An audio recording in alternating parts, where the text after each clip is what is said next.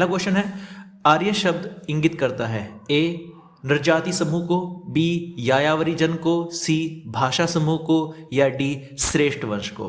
तो आर्य जो शब्द इंगित करता है वो करता है श्रेष्ठ वंश को, तो डी ऑप्शन यहां पर सही हो जाता है। क्लासिकीय संस्कृति में आर्य शब्द का अर्थ है ए ईश्वर में विश्वासी, बी एक वंशानुगत जाति, सी किसी विशेष धर्म में विश्वास रखने वाला, या डी एक उत्तम व्यक्ति। तो यहां आर्य जो शब्द का अर्थ है वो है एक उत्तम व्यक्ति। सबसे पुराना वेद कौन सा है? ए यजुर्वेद, बी ऋग्वेद, सी सामवेद, या डी अर्थवेद। तो यहां पर सही उत्तर जाता है ऋग्वेद। सबसे प्राचीन वेद है हमारा ऋग्वेद। त्रयी नाम है ए तीन वेदों का, बी धर्म संघ व युद्ध का, सी हिंदू धर्म के तीन देवताओं का, या डी तीन मौसमों का। तो सही उत्तर यहां पर है तीन वेदों को त्रयी कहा जाता है। किस वैदिक ग्रंथ में वर्ण शब्द का सर्वप्रथम नामोल्लेख मिलता है? ए ऋग्वेद, बी अथर्ववेद, सी सामवेद, या डी यजुर्वेद। तो यहां पर ऋग्वेद में आपको वर्ण शब्द का सबसे पहले इस्तेमाल मिलता है। वर्ण व्यवस्था से संबंधित पुरुष सूक्त मूलतः पाया जाता है। तो पुरुष सूक्त कहां पाया जाता है? अर्थवेद, सामवेद, ऋग्वेद, मनुस्मृति, या इनमें से कोई नहीं। तो सही उत्तर आपका है ऋग्वेद में पुरुष सूक्त पाया जाता है। सुमेलित करना है आपको। यहां पर एक तरफ वेद दिए गए हैं और उन वेद के अंदर क्या है वो चीज दी गई है। तो सबसे पहले अगर अर्थवेद की हम बात करें तो अर्थवेद में औषधियों से संबंधित है ये वाला वेद अथर्ववेद। ऋग्वेद हमारा संबंधित है ईश्वर की महिमा से, यजुर्वेद हमारा संबंधित है बलिदान विधि से, और सामवेद हमारा संबंधित है संगीत से। एक बार फिर इसको आपको ध्यान रखना है। अथर्ववेद हमारा औषधियों से संबंधित है, ऋग्वेद ईश्वर की महिमा से संबंधित है, यजुर्वेद बलिदान विधि से संबंधित है, और सामवेद संगीत से संबंधित है। एक और मैचिंग है फिर से। ऋग्वेद किससे संबंधित है? ऋग्वेद स्रोत एवं प्रार्थनाएं से संबंधित है, यजुर्वेद स्रोत एवं कर्मकांड से संबंधित है। देखो स्रोत तो दोनों में आएगा, लेकिन ऋग्वेद में प्रार्थनाएं है और यजुर्वेद में हमारे कर्मकांड है। सामवेद में हमारा संगीत, सामवेद से सामवेद और से संगीत, इसको आपको याद रखना पड़ेगा। और अथर्ववेद जो संबंधित है वह है तंत्र मंत्र एवं वशीकरण से। निम्नलिखित चार वेदों में से किस एक में जादुई माया और वशीकरण का वर्णन है? ए ऋग्वेद, बी यजुर्वेद, सी अर्थवेद, या डी सामवेद। तो यहां पर सही उत्तर जाता है अथर्ववेद। अथर्ववेद में ही जादुई माया और वशीकरण का वर्णन है। ऋग्वेद में ऋचाएं है, तो ध्यान रखने वाली बात है इसका जो सही उत्तर है 10,552 ऋचाएं या मंत्र या श्लोक है। तो ए ऑप्शन सही है इसका। जो हमारे सूक्त है, सूक्त की संख्या 1028 है ऋग्वेद में, और 10,552 ऋचाएं मंत्र या श्लोक है। इसको आपको याद रखना है। ऋग्वेद है स्तोत्रों का संकलन, कथाओं का संकलन, शब्दों का संकलन, युद्ध का ग्रंथ। तो यहां पर सही उत्तर है स्तोत्रों का संकलन है हमारा ऋग्वेद। आपको फिर से मैचिंग करनी है। एक तरफ वेद है और दूसरी तरफ उसके अंदर वर्णित एक तरह के पात्र है। तो ऋग्वेद जो है वो संबंधित है ऐत्रेय से, सामवेद संबंधित है पंचविश से, अथर्ववेद संबंधित है गोपथ से, और यजुर्वेद संबंधित है सतपथ से। तो ऋग्वेद ऐत्रेय, सामवेद पंचविश, अथर्ववेद गोपथ और यजुर्वेद शतपथ। निम्नलिखित में से कौन सा ब्राह्मण ग्रंथ ऋग्वेद से संबंधित है? ऐत्रेय ब्राह्मण, गोपथ ब्राह्मण, शतपथ ब्राह्मण, या तैत्तिरीय ब्राह्मण। तो ऋग्वेद से संबंधित है हमारे ऐत्रेय ब्राह्मण। अभी हमने मैचिंग में भी इसको पढ़ा है, तो वे मैचिंग आप याद जरूर कर लेना। गोपथ ब्राह्मण संबंधित है यजुर्वेद से, ऋग्वेद से, अथर्ववेद से, या सामवेद से। तो सही उत्तर है अथर्ववेद से। अथर्ववेद से आपके गोपथ ब्राह्मण संबंधित है। ऋग्वेद का कौन सा मंडल पूर्णतः सोम को समर्पित है? ए 7वां मंडल, बी 8वां मंडल, सी 9वां मंडल, या डी 10वां मंडल। तो सही उत्तर यहां पर आता है सी 9वां मंडल जो हमारा है वो सोम को समर्पित है ऋग्वेद में। ऋग्वेद संहिता का 9वां मंडल पूर्णतः किसको समर्पित है? ए इंद्र और उनका हाथी, बी उर्वशी एवं स्वर्ग, सी पौधों और जड़ी बूटियों से संबंधित देवतागण, या डी सोम और इस पे पर नामाकृत देवता। तो सही उत्तर यहां पर जाता है आपका सोम और इस पे पर नामाकृत देवता। 9वां मंडल इनको समर्पित है ऋग्वेद का। यज्ञ संबंधी विधि विधानों का पता चलता है? ए ऋग्वेद से, बी सामवेद से, सी ब्राह्मण वेद ग्रंथों से, या डी यजुर्वेद से। तो सही उत्तर यहां पर है जो यज्ञ है, यज्ञ के सभी विधि विधान का हमें पता चलता है यजुर्वेद से। नाम से पता चल रहा है यजुर्वेद जो यज्ञ से संबंधित है। निम्नलिखित में से किसका संकलन ऋग्वेद पर आधारित है? ए यजुर्वेद, बी सामवेद, सी अथर्ववेद, या डी इनमें से कोई नहीं। तो ऋग्वेद पर कौन सा आधारित ग्रंथ है? तो वो है सामवेद। सामवेद कुछ प्रकार से ऋग्वेद पर आधारित है। भारत के किस स्थल की खुदाई से लौह धातु के प्रचलन के प्राचीनतम प्रमाण मिले हैं? ए तक्षशिला, बी अतरंजी खेड़ा, सी कौशाम्बी, या डी हस्तिनापुर। तो यहां पर जो लौह धातु के प्रचलन के प्राचीनतम प्रमाण मिले हैं वे मिले हैं अतरंजी खेड़ा में। उपनिषद पुस्तकें हैं धर्म पर, योग पर, विधि पर, या दर्शन पर। तो यहां पर सही उत्तर जाता है दर्शन पर। उपनिषदों का मुख्य विषय है सामाजिक व्यवस्था, दर्शन, विधि या राज्य। तो जो उपनिषदों का मुख्य विषय है वो है आपका दर्शन। अभी ये रिपीट हुआ है क्वेश्चन, इंपॉर्टेंट क्वेश्चन है, इसको अलग अलग सेंस में प्रेजेंट किया गया है। अगर आपको वीडियो अच्छी लग रही है तो प्लीज़ लाइक ज़रूर कर देना और चैनल को सब्सक्राइब ज़रूर कर देना, क्योंकि इसी प्रकार के फ्री फुल कोर्स हम लेकर आते रहेंगे हर एक सब्जेक्ट के, हर एक टॉपिक के, हर एक चैप्टर के। चलिए चलते गए क्वेश्चन की तरफ। निम्नलिखित में से किस एक वैदिक साहित्य में मोक्ष की चर्चा मिलती है? ए ऋग्वेद, बी प्रवृत्ति संहिताएं, सी ब्राह्मण, या डी उपनिषद। तो सही उत्तर यहां पर जाता है आपका उपनिषद। अध्यात्म ज्ञान के विषय में नचिकेता और यम का संवाद किस उपनिषद में प्राप्त होता है? ए बृहदारण्यक उपनिषद में, बी छांदोग्य उपनिषद में, सी कठोपनिषद में, या डी केन उपनिषद में। तो ये बड़ा अच्छा प्रश्न है। तो कठोपनिषद में आपको अध्यात्म ज्ञान के विषय में नचिकेता और यम के संवाद इस ही उपनिषद में आपको देखने को मिलता है, कठोपनिषद में। नचिकेता आख्यान का उल्लेख मिलता है सेम अथर्ववेद में, शतपथ ब्राह्मण में, कठोपनिषद में, या बृहदारण्यक उपनिषद में। तो सही उत्तर यहां पर जाता है आपका कठोपनिषद में। उपनिषद काल के राजा अश्वपति शासक थे। तो कहां के शासक थे? काशी के, पांचाल के, या विदेह के। तो यहां पर सही उत्तर है केकय के शासक थे। जो हमारे अश्वपति शासक थे वे केकय के शासक थे। निम्नलिखित में से वैदिक साहित्य का सही क्रम क्या है? तो सबसे पहले आपको देखने को मिलता है वैदिक संहिताएं, फिर आए ब्राह्मण, फिर आरण्यक, और अंत में आपको उपनिषद देखने को मिलते हैं। तो ये क्रम याद रखना, पहले वैदिक संहिताएं आई, फिर ब्राह्मण, फिर आरण्यक, और अंत में उपनिषद देखने को मिले आपको।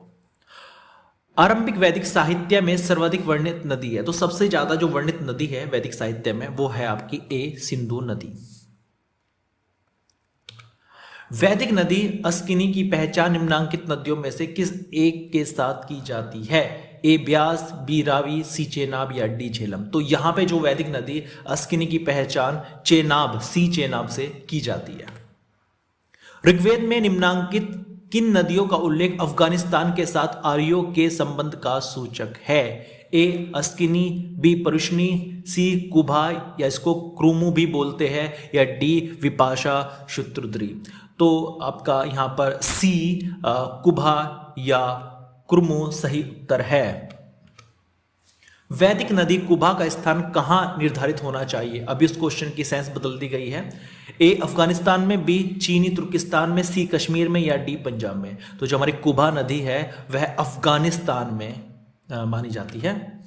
तो एक तरफ आपकी वैदिक नदियां दी गई है, दूसरी तरफ उनके आधुनिक नाम दिए गए हैं। तो देखिए कौन सी नदी को आधुनिक नाम क्या है। तो सबसे पहले बात करें कुभा। कुभा का जो आधुनिक नाम है वो है काबुल, क्योंकि ये अफगानिस्तान में ही है। और परुष्णी आपकी रावी, इसका परुष्णी का जो नवीनतम नाम है वो है रावी। सदानीरा जो है वो उसको बोलते हैं हम गंडक, और शुत्रुद्री को बोलते हैं हम सतलज। कुभा को काबुल, परुष्णी को रावी, सदानीरा को गंडक, और शुत्रुद्री को सतलज बोला जाता है। निम्नलिखित में से कौन सी प्रथा चतुष्टय वेदोत्तर काल में प्रचलित हुई? धर्म, अर्थ, काम, मोक्ष, ब्राह्मण, क्षत्रिय, वैश्य, शूद्र, ब्रह्मचर्य, गृहस्थाश्रम, वानप्रस्थ, संन्यास, या डी इंद्र, सूर्य, रुद्र, मरुत। तो इसमें दो ऑप्शन आपके सही होंगे, धर्म, अर्थ, काम, मोक्ष, और ब्रह्मचर्य, गृहस्थाश्रम, वानप्रस्थ और संन्यास, ये दोनों ही आपको वेदोत्तर काल में सबसे ज्यादा ये प्रथाएं प्रचलित हुई थी। धर्म तथा ऋत भारत की प्राचीन वैदिक सभ्यता के एक केंद्रीय विचार को चित्रित करते हैं। इस संदर्भ में निम्नलिखित कथनों पर विचार कीजिए। तो पहला है, धर्म व्यक्ति के दायित्वों एवं स्वयं तथा दूसरों के प्रति व्यक्तिगत कर्तव्यों की संकल्पना था। तो बिल्कुल सही बात है।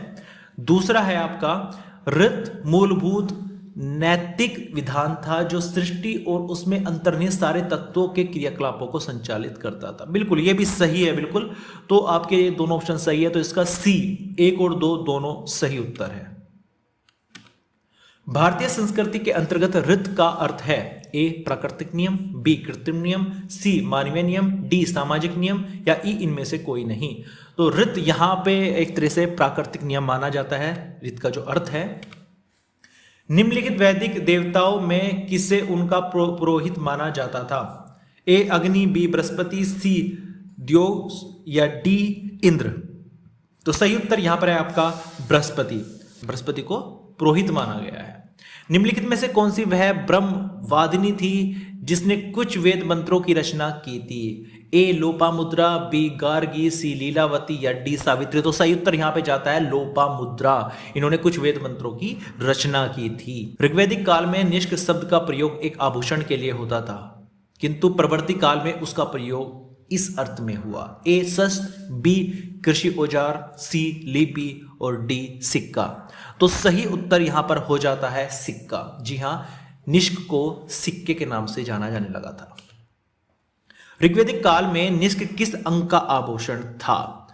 कान का, गला का, बाहु का या कलाई का? तो निष्क जो होता था वो एक तरह का हार माना गया जिसको गले में धारण किया जाता था। प्राचीन भारत में निशाका जाने जाते थे स्वर्ण आभूषण, गाय, तांबे के सिक्के या चांदी के सिक्के। तो जो निशाका थे वे स्वर्ण आभूषण के रूप में जाने जाते थे। बोगज कोई महत्वपूर्ण है क्योंकि यह मध्य एशिया एवं तिब्बत के मध्य एक महत्वपूर्ण व्यापारिक केंद्र था। बी यहां से प्राप्त अभिलेखों में वैदिक देवताओं एवं देवियों का नामोल्लेख प्राप्त होता है। वेद के मूल ग्रंथों की रचना यहां हुई थी। तो सही उत्तर यहां पर है, यहां से प्राप्त अभिलेखों में वैदिक देवताओं एवं देवियों का नामोल्लेख प्राप्त होता है। कहां पे? बोगज कोई में जो अभिलेख प्राप्त हुए थे वहां पर वैदिक देवताओं और देवियों का नाम उल्लेख किया गया है। निम्नलिखित अभिलेखों में से कौन सा ईरान से भारत में आर्यों के आने की सूचना देता है? ए मानसेहरा, बी सहबाजगढ़ी, सी बोगजकोई या डी जूनागढ़। तो सही उत्तर यहां पर है बोगजकोई। जो बोगजकोई से प्राप्त अभिलेख है उनसे ही ईरान से भारत आए जो आर्य थे उनकी सूचना में मिलती है। 14वीं सदी ईसा पूर्व का एक अभिलेख जिसमें वैदिक देवताओं का वर्णन है प्राप्त हुआ है। एक बटाना से, बोगजकोई से, बेबीलोन से, बिसोटुन से। तो ये अभी रिपीट हुआ है क्वेश्चन, देवी और देवताओं का उल्लेख कहां के अभिलेख से प्राप्त हुआ है? तो सही उत्तर है बी बोगजकोई से। निम्नलिखित में से किसने आर्यों के आदि देश के बारे में लिखा था? ए शंकराचार्य, बी एनी बेसेंट, सी विवेकानंद या डी बाल गंगाधर तिलक। तो जिन्होंने आर्यों के आदि देश के बारे में लिखा था वे थे बाल गंगाधर तिलक जी। जिस ग्रंथ में पुरुष मेध का उल्लेख हुआ है वह है ए कृष्ण यजुर्वेद, बी शुक्ल यजुर्वेद, सी शतपथ ब्राह्मण या डी पंचविंश ब्राह्मण। तो यहां पर जो पुरुष मेध का उल्लेख हुआ है वो तीनों में ही हुआ है। कृष्ण यजुर्वेद में भी हुआ है, शुक्ल यजुर्वेद में भी हुआ है, शतपथ ब्राह्मण में भी हुआ है। लेकिन अगर आपको पेपर में एक लगाना हो जो सबसे मतलब उपयुक्त उत्तर है तो वो शतपथ ब्राह्मण है। उत्तर तो तीनों ही है, लेकिन अगर आप उत्तर लगाना चाहे तो आप शतपथ ब्राह्मण को ही चुनेंगे। शतपथ ब्राह्मण में उल्लेखित राजा विद्येध माधव से संबंधित ऋषि थे। ए ऋषि भारद्वाज, बी ऋषि वशिष्ठ, सी ऋषि विश्वामित्र या डी ऋषि गौतम राहुगण। तो सही उत्तर यहां पे जाता है डी ऋषि गौतम जो राहुगण जी थे। उत्तर वैदिक काल में निम्नलिखित में से किनको आर्य संस्कृति का धुर समझा जाता था? ए अंगमगध, बी कौशल विदेह, सी कुरु पांचाल या डी मत्स्य शूरसेन। तो सही उत्तर यहां पे जाता है आपका सी कुरु पांचाल को आर्य संस्कृति का धुर माना जाता था। गोत्र शब्द का प्रयोग सर्वप्रथम हुआ था ए अथर्ववेद में, बी ऋग्वेद में, सी सामवेद में या डी यजुर्वेद में। तो गोत्र शब्द का सबसे पहले प्रयोग हुआ था वो ऋग्वेद में आपको देखने को मिलता है। पूर्व वैदिक आर्यों का धर्म प्रमुखतः था ए भक्ति, बी मूर्ति पूजा और यज्ञ, सी प्रकृति पूजा और यज्ञ, डी प्रकृति पूजा और भक्ति। तो सही उत्तर यहाँ पे जाता है वे प्रकृति की पूजा करते थे और वे यज्ञ भी करते थे। तो सी उत्तर यहाँ पर सही है, प्रकृति पूजा और यज्ञ। ऋग्वेद काल में जनता निम्न में से मुख्यतः किस में विश्वास करती थी ए मूर्ति पूजा, बी एकेश्वरवाद, सी देवी पूजा या डी बलि एवं कर्मकांड। तो सही उत्तर यहां पर है बलि एवं कर्मकांड में विश्वास करती थी जो ऋग्वेद काल की जनता थी। प्रसिद्ध 10 राजाओं का युद्ध किस नदी के तट पर लड़ा गया ए गंगा, बी ब्रह्मपुत्र, सी कावेरी या डी पुरुषनी। तो सही उत्तर यहां पर आता है डी पुरुषनी, जो नदी थी उसके किनारे ही प्रसिद्ध 10 राजाओं का युद्ध लड़ा गया था। ऋग्वेद में उल्लेखित प्रसिद्ध 10 राजाओं का युद्ध किस नदी के किनारे लड़ा गया था। फिर से रिपीट हो चुका है क्योंकि बहुत इंपॉर्टेंट क्वेश्चन है। ए पुरुषनी, बी सरस्वती, सी विपाशा या डी अस्किनी। तो सही उत्तर यहां पर है ए पुरुषनी। निम्न में से किस नदी को ऋग्वेद में मां तेतमा, देवीतमा एवं नदीतमा संबोधित किया गया है ए सिंधु, बी सरस्वती, सी वितस्ता या डी यमुना। तो सही उत्तर यहां पर आ जाता है आपका बी सरस्वती को मातेतमा, देवीतमा और नदीतमा से संबोधित किया गया है ऋग्वेद में। उस जनजाति का नाम बतलाइए जो ऋग्वैदिक आर्यों के पंचजन से संबंधित नहीं है ए यदु, बी पुरु, सी तुर्वसु या डी किकट। तो सही उत्तर यहां पर आपका जाता है डी किकट। प्राचीन काल में आर्यों के जीविकोपार्जन का मुख्य साधन था ए कृषि, बी शिकार, सी शिल्प कर्म या डी व्यापार। तो सही उत्तर यहां पर है वे कृषि उनका जीविकोपार्जन का मुख्य साधन था। ऋग्वेद में उल्लेखित यव शब्द किस कृषि उत्पाद हेतु प्रयुक्त किया गया है ए जौ, बी चना, सी चावल या डी गेहूं। तो सही उत्तर यहां पर है ए जौ। एक और मैचिंग आ चुकी है। एक तरफ आपका जो वेद में इनका नाम था वो दिया गया है, दूसरी तरफ इनका जिस नाम से आज हम जानते हैं वो दिया गया है। अब मैचिंग इनकी करनी है। तो व्रीहि, व्रीहि का नाम क्या है, व्रीहि को किस नाम से जाना जाता है। तो व्रीहि चावल को बोला जाता है। बी मुदक को क्या बोला जाता है, मुदक को हम बोलते हैं मूंग, यव को हम बोलते हैं जौ और इक्षु को हम बोलते हैं गन्ना। तो व्रीहि को चावल, मुदक को मूंग, यव को जौ और इक्षु को गन्ने से नाम से हम जानते हैं। ऋग्वैदिक पणि किस वर्ग के नागरिक थे ए पुरोहित, बी लोहार, सी स्वर्णकार या डी व्यापारी। तो सही उत्तर यहां पर जाता है आपका डी व्यापारी। वैदिक युग के प्रचलित लोकप्रिय शासन प्रणाली थी ए निरंकुश, बी प्रजातंत्र, सी गणतंत्र या डी वंश परंपरागत राजतंत्र। तो सही उत्तर यहां पर जाता है वंश परंपरागत राजतंत्र, वंशानुसार वहां पर शासन प्रणाली चलती थी। वैदिक युगीन सभा ए गांव के व्यावसायिक लोगों की संस्था थी, बी राजदरबार होता था, सी मंत्रिपरिषद थी या डी राज्य के समस्त लोगों की एक राष्ट्रीय सभा थी। तो सही उत्तर यहां पे जाता है आपका सी मंत्रिपरिषद थी। किस वेद में सभा और समिति को प्रजापति की 2 पुत्रियां कहा गया है ए ऋग्वेद में, बी सामवेद में, सी यजुर्वेद में या डी अथर्ववेद में। अथर्ववेद में ऋग्वैदिक जनसभा जो न्यायिक कार्यों से संबंधित थी ए सभा, बी समिति, सी विधाता या डी उपयुक्त में से सभी। तो सही उत्तर यहां पर आता है सभा। आयुर्वेद अर्थात जीवन का विज्ञान का उल्लेख सर्वप्रथम मिलता है ए आरण्यक में, बी सामवेद में, सी यजुर्वेद में या डी अथर्ववेद में। तो सही उत्तर यहां पर आता है आपका अथर्ववेद में, जो आयुर्वेद अर्थात जीवन का विज्ञान का आपको उल्लेख मिलता है। ऋग्वैदिक धर्म था ए बहुदेववादी, बी एकेश्वरवादी, सी अद्वैतवादी या डी निवृत्त मार्गी। तो यहां पे बहुत सारे देवताओं को माना जाता था, इसलिए ए बहुदेववादी यहां पर सही उत्तर है।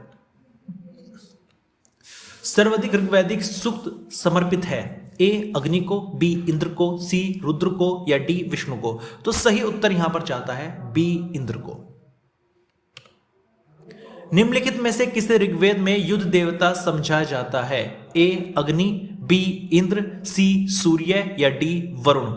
तो युद्ध देवता जो समझा जाता है वो इंद्र जी को समझा जाता है, तो बी ऑप्शन यहां पर बिल्कुल सही है। ऋग्वेद में सर्वाधिक संख्या में मंत्र संबंधित है, ए अग्नि से, बी वरुण से, सी विष्णु से या डी यम से। तो यहां पे सबसे ज्यादा जो मंत्र समर्पित है वे है अग्नि को। वैदिक देवता इंद्र के विषय में निम्नलिखित कथनों पर विचार कीजिए तथा नीचे दिए गए कूट से सही उत्तर चुनिए। नंबर 1 है झंझावत के देवता थे, बिल्कुल सही बात है, वे झंझावत के देवता ही थे। दूसरा है पापियों को दंड देते थे, बिल्कुल नहीं, वे पापियों को दंड नहीं देते थे। तीसरा है नैतिक व्यवस्था के संरक्षक थे, नहीं, नैतिक व्यवस्था के संरक्षक बिल्कुल नहीं थे। और इंद्र भगवान वर्षा के देवता थे, तो सभी को पता है बिल्कुल वर्षा के देवता थे। तो यहां पे पहला और चौथा बिल्कुल सही है और तीसरा और दूसरा गलत है, तो 1 एवं 4 बिल्कुल सही है। निम्नलिखित में से पूर्व वैदिक आर्यों का सर्वाधिक लोकप्रिय देवता कौन था? ए वरुण, बी विष्णु, सी रुद्र या डी इंद्र। तो ये अभी रिपीट हुआ है क्वेश्चन अलग सेंस में, तो सही उत्तर आपका है डी इंद्र। वैदिक देवमंडल में निम्न में से कौन सा देवता युद्ध का देवता माना जाता है? ए वरुण, बी इंद्र, सी मित्र या डी अग्नि। तो सही उत्तर यहां पे जाता है इंद्र जी को युद्ध का देवता माना जाता है। 800 से 600 ईसा पूर्व का काल किस युग से जुड़ा है? ए ब्राह्मण युग, बी सूत्र युग, सी रामायण युग या डी महाभारत युग। तो जो 800 से लेके 600 ईसा पूर्व का काल है वो ब्राह्मण युग से जुड़ा हुआ है। गायत्री मंत्र किस पुस्तक में मिलता है? ए उपनिषद, बी भगवत गीता, सी ऋग्वेद या डी यजुर्वेद। तो जो हमारा गायत्री मंत्र है ओम भूर्भुवस्सुवः तत्सवितुर्वरेण्यं भर्गो देवस्य धीमहि धियो यो नः प्रचोदयात्, वो सी ऋग्वेद से आपका लिया गया है। गायत्री मंत्र के नाम से प्रसिद्ध मंत्र सर्वप्रथम किस ग्रंथ में मिलता है? सेम क्वेश्चन अलग सेंस है। ए भगवत गीता, बी अर्थवेद, सी ऋग्वेद या डी मनुस्मृति। तो सही उत्तर यहां पे जाता है सी ऋग्वेद। गायत्री मंत्र की रचना किसने की थी? ए वशिष्ठ, बी विश्वामित्र, सी इंद्र या डी परीक्षित। तो बी विश्वामित्र यहां पर सही उत्तर है। सर्ग, प्रतिसर्ग, वंश, मनवंतर और वंशानुचरित संकेतक है? ए वेदों के, बी पुराणों के, सी उपनिषदों के या डी सूत्रों के। तो सही उत्तर यहां पर जाता है पुराणों के। पुराणों की संख्या है ए 16, बी 18, सी 19 या डी 21। तो सही उत्तर यहां पे जाता है 18 हमारे पुराण है, बी 18 है। श्रीमद् भागवत गीता मौलिक रूप से किस भाषा में लिखी गई है? ए संस्कृत, बी उर्दू, सी पाली या डी हिंदी। तो सही जो आपका उत्तर यहां पर है वो है ए संस्कृत। महाभारत मूलतः किस रूप में जानी जाती थी? ए वृहत कथा, बी ब्राह्मण, सी वृहत संहिता या डी जय संहिता। तो महाभारत को हम जय संहिता के नाम से जानते थे, तो डी जय संहिता यहां पे सही उत्तर है। शतशास्त्री संहिता उपनाम निम्नलिखित में से किस ग्रंथ का है? ए ऋग्वेद, बी अर्थवेद, सी रामायण या डी महाभारत। तो जो हमारा शतशास्त्री संहिता है वो जाना जाता है महाभारत को। हिंदू पौराणिक कथा के अनुसार समुद्र मंथन हेतु किस सर्प ने रस्सी के रूप में स्वयं को प्रस्तुत किया? ए कालिया, बी वासुकी, सी पुष्कर या डी शेषनाग। तो सही उत्तर यहाँ पे बी वासुकी ने खुद को रस्सी के रूप में प्रस्तुत किया था समुद्र मंथन के समय।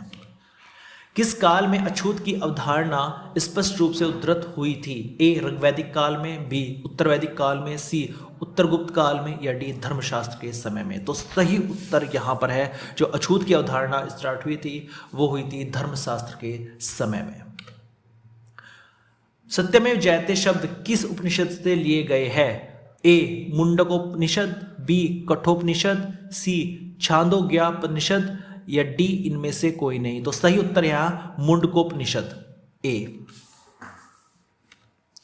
तमसो मां ज्योतिर्गमय कथन है मूलतः ए उपनिषदों का, बी महाकाव्यों का, सी पुराणों का, डी षड्दर्शन का या ई इनमें से कोई नहीं। तो तमसो मां ज्योतिर्गमय जो लिया गया है वो उपनिषदों से लिया गया है। किस उपनिषद का शाब्दिक अर्थ सफेद घोड़ा है? कठोपनिषद, बी छांदोग्य उपनिषद, सी तैत्तिरीय उपनिषद, डी ईशोपनिषद या ई इनमें से कोई नहीं। इनमें से किसी भी उपनिषद का अर्थ सफेद घोड़ा नहीं है। वास्तव में जो ये सफेद घोड़ा शाब्दिक अर्थ है कौन से उपनिषद का है वो है श्वेताश्वतर। उपनिषद का जो अर्थ है वह सफेद घोड़े द्वारा ढोया गया, तो इनमें से कोई नहीं है। सत्यकाम जाबाल की कथा जो अनब्याही मां होने के लांछन को चुनौती देती है उल्लेखित है। ए जाबाल उपनिषद, बी प्रश्नोपनिषद, सी छांदोग्य उपनिषद या डी कठोपनिषद। तो जो सत्यकाम जाबाल की कथा है उसमें जो उल्लेखित है जो अनब्याही मां होने के लांछन को चुनौती देती है वो उपनिषद है आपका छांदोग्य उपनिषद। ऋग्वेद की मूल लिपि है ए देवनागरी, बी खरोष्ठी, सी पाली या डी ब्राह्मी। तो सबसे सही उत्तर यहां पर है ब्राह्मी। ब्राह्मी मूल लिपि है ऋग्वेद की। वैदिक कर्मकांड में होता का संबंध है ए ऋग्वेद से, बी यजुर्वेद से, सी सामवेद से या डी अथर्ववेद से। जो होता का संबंध है वो हमारे ऋग्वेद से है। अवेस्ता और ऋग्वेद में समानता है। अवेस्ता किस क्षेत्र से संबंधित है? ए भारत से, बी ईरान से, सी इजराइल से या डी मिस्र से। तो जो हमारा अवेस्ता है वो ईरान से संबंधित है। वैदिक काल में किस जानवर को अघन्य माना जाता था? Very important question. ए बैल, बी भेड़, सी गाय या डी हाथी। तो जो अघन्य माना जाता था वो माना जाता था हमारे गाय को। ऋग्वेद में कई परिच्छेदों में प्रयुक्त अघन्य शब्द संदर्भित है। फिर से क्वेश्चन, ए पुजारी के लिए, बी स्त्री के लिए, सी गाय के लिए या डी ब्राह्मण के लिए। तो जो अघन्य संदर्भित है वो है गाय के लिए। ऋग्वैदिक काल के प्रारंभ में निम्न में से किसे महत्वपूर्ण मूल्यवान संपत्ति समझा जाता था? ए भूमि को, बी गाय को, सी स्त्रियों को या डी जल को। तो सबसे जो मूल्यवान संपत्ति समझा जाता था वो गाय को समझा जाता था। गाय तो आज हमारे लिए पूजनीय है, तो बी गाय को यहां पर सही उत्तर है। तो यहां पर मैचिंग आ चुकी है। फिर से एक तरफ आपकी सभ्यता या समय दिया गया है और दूसरी तरफ आपका किस चीज को वहां पर एक तरह से वहां पे क्या उनका जीविकोपार्जन का जरिया था या क्या वे करते थे, क्या उस समय की खास बात थी, उस चीज में दी गई है। तो सिंधु घाटी सभ्यता जो थी वो नगरीय सभ्यता थी। तो पहले वाले को चौथे से मिलाएंगे। यहाँ पर जो उत्तर वैदिक समाज था वो कृषक समाज था। ऋग्वैदिक जो समाज था वो उसमें चरागाह को महत्ता दी जाती थी और मध्यकाल जो था उसमें जमींदारी को महत्ता दी जाती थी। प्राचीन भारतीय समाज के प्रसंग में निम्नलिखित शब्दों में से कौन सा शब्द शेष तीन के वर्ग का नहीं है? ए कुल, बी वंश, सी कोश या डी गोत्र। तो शेष तीन के वर्ग का नहीं है वो है हमारा सी कोश। देखो कुल, वंश, गोत्र ये तीनों एक कैटेगरी में आते हैं, लेकिन जो सी कोश है वो इसकी कैटेगरी में नहीं आता। तो सी यहां पर अलग है, कोश यहां पर अलग है। संस्कारों की कुल संख्या कितनी है? ए 10, बी 12, सी 15 या डी 16। तो सही उत्तर है जो हमारे कुल संस्कार है वे 16 संस्कार है। 6 से 16 और 6 से संस्कार। जीविकोपार्जन हेतु वेद वेदांग पढ़ाने वाला अध्यापक क्या कहलाता था? ए आचार्य, बी अर्धवयु, सी उपाध्याय या डी पुरोहित। तो सही उत्तर है सी उपाध्याय। जो वेद वेदांगों को पढ़ाता था उस अध्यापक को हम उपाध्याय बोलते थे।